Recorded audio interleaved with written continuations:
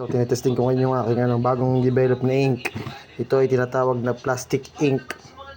Yan o. Pangit lang ako mag-lettering pero sa susunod gagamitin ko na siyang pantatak. Plastic siya. Tingnan natin sa microscope yung kanyang yung kanyang composition. Ayan o. Plastic talaga siya pag tubigas. Ayan o.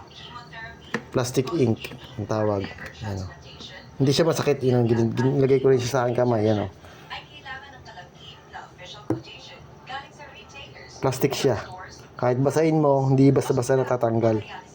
Plastic ink. Mas matibay ito kaysa sa Kyotex. Mas matibay kaysa sa Kyotex. Yan, tinesting ko nga yung niya, yung kanyang pagkaka-print.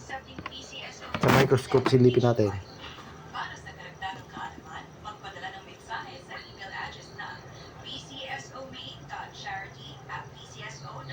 Tama-tama to sa mga motor, sa mga sasakyan pagka may tama. Ay mag-zoom ng aking cellphone. Yun.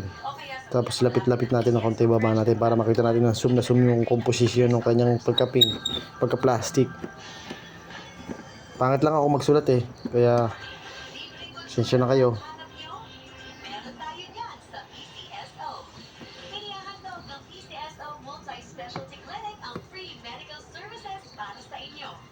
Oh, pumarehas na siya dun sa para siyang mas matibay siya sa espalto kasi plastic nga siya. Yan. Mas matibay, para siyang espalto pero hindi siya espalto. Plastic. Yung formula nito alam ko na. Maganda. Okay ito pag pang repair. Tsaka pag mga letterings, maganda, malinaw, tapos makapit. Plastic ink ang tawag.